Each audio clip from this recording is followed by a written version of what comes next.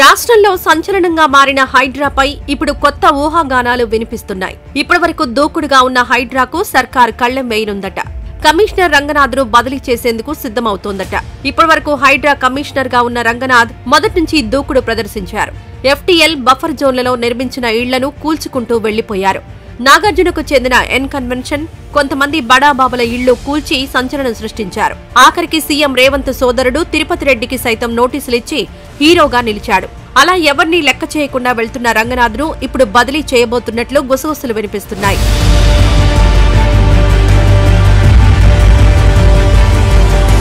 రంగనాథ్ను బదిలీ చేసేందుకు అనేక కారణాలున్నాయన్న చర్చ సైతం నడుస్తోంది. హైడ్రా ఏర్పాటు వెనుక ఓ రహస్యం ఉందనే ప్రచారం వినిపిస్తోంది. త్వరలో జరగనున్న 3 రాష్ట్రాల ఎన్నికల కోసం పార్టీకి ఫండ్ వసూళ్లు చేసేందుకే దీన్ని ఏర్పాటు చేశారన్న గుసగుసలు వినిపిస్తున్నాయి. దీంతో మొదట కొంతమంది బడా నేతల ఇళ్లు కూల్చి మిగతా వాళ్లకు వార్నింగ్ ఇచ్చిందనే ప్రచారం జరుగుతోంది. దీనిలో భాగంగానే పేదల ఇళ్లను కూల్చడం, బడాబాబులకు నోటీసులు ఇవ్వడం లాంటివి జరిగాయన్న చర్చ నడుస్తోంది. ప్రస్తుతం హైడ్రా ఏర్పాటుకు పెట్టిన లక్ష్యం నెరవేరడంతో ఇప్పుడు దీన్ని కట్టడి చేయాలని చూస్తోందట. అందుకే రంగనాథ్ను బదిలీ చేసి హైడ్రాను నీరుగార్చే ప్రయత్నం చేస్తున్నారనే ప్రచారం జరుగుతోంది.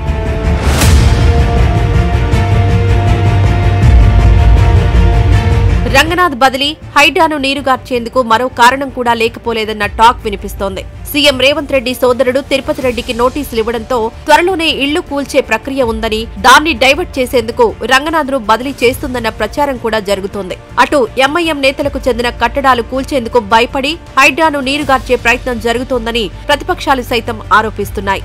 ఇప్పటికే వందల కోట్ల రూపాయల వసూళ్లు జరిగాయని బీజేపీ ఎల్పీ నేత ఏలేటి మహేశ్వరరెడ్డి సైతం ఆరోపణలు చేశారు.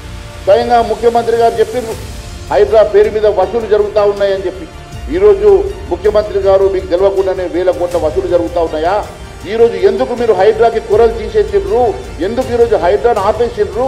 ఎందుకు ఈరోజు కేవలం హైడ్రాని ఒక డమ్మి చేసే ప్రయత్నం చేస్తూ ఉన్నారు అంటే దాని వెనుక కారణం కేవలం ఓవైసీ గారి బిల్డింగ్లు కూర్చోలేకనో, నీ తమ్ముడు బిల్డింగ్లు కూర్చోలేకనో, నీ కుటుంబంలో ఉన్నటువంటి ప్రజల్ని తట్టుకోలేకనో ఈరోజు అక్కడ నివాసం ఉంటున్న వాళ్ళను ముట్టుకోమని, కాలేజీలు నడుస్తున్న కాలేజీలను ముట్టుకోమని ఈరోజు రకరకాలుగా మీరు హైడ్రాకు ఉన్నటువంటి కూరల్ని వీకేసి దాన్ని డైల్యూట్ చేసి ఎగ్జిట్ తీసుకునేటువంటి ప్రయత్నం చేస్తున్నారంటే దీని వెనుక 1000 కోట్ల రూపాయల కుంభకోణం ఉందని చెప్పి తెలియజేస్తా ఉన్నాను. రంగనాథ్ బదిలీకి మరో కారణం కూడా ఉందట. సీఎం కంటే కూడా హైడ్రా కమిషనర్కే ఎక్కువగా పేరొస్తోందట. సర్కార్కు జనం నుంచి వ్యతిరేకత, చీవాట్లు, చీదరింపులు ఎదురవుతున్నాయట. దీంతో రగిలిపోతున్న రేవంత్ రంగనాథ్ను తప్పించేందుకు ప్లాన్ చేస్తున్నారట. ఇప్పుడు తప్పించకపోతే హైడ్రా విషయంలో రంగనాథ్ హీరోగా మారి తన గ్రాఫ్ పూర్తిగా పడిపోతుందని టెన్షన్ పడుతున్నారట.